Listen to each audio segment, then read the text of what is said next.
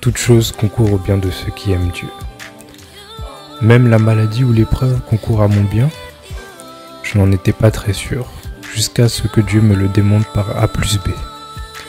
Du jour au lendemain, je me suis retrouvé à l'hôpital pour une opération bénigne et assez rapide, mais assortie d'une longue période de convalescence.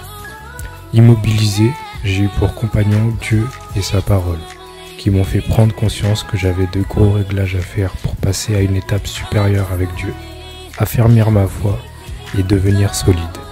Entre prière, exhortation et la lecture de la Bible, j'ai slalomé.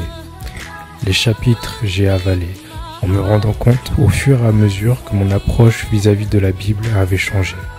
J'ai réellement découvert que Dieu fait des révélations et de magnifiques promesses au travers d'elles, et que derrière chacune de mes lectures se cachait un message, un trésor pour ma journée ou pour une occasion future.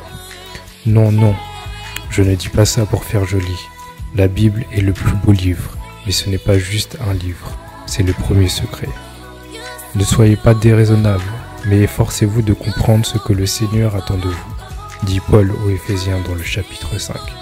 Et j'ai compris que Dieu voulait m'arrêter pour mieux repartir ensuite avec lui, qu'il voulait m'armer et consolider ma foi en vue du plan qu'il a prévu pour moi. Ouvre tes yeux, mon ami. Je remercie le Seigneur de m'avoir écarté pour un temps, pour me rencontrer personnellement, car sans cela, je n'aurais peut-être jamais pris le temps. Il m'a immobilisé le temps qu'il fallait et m'a ensuite rétabli. Alors mon ami, ceci n'est pas une blague. Oui, toute chose concourt au bien de ceux qui aiment Dieu, de ceux qu'il a appelés selon son plan.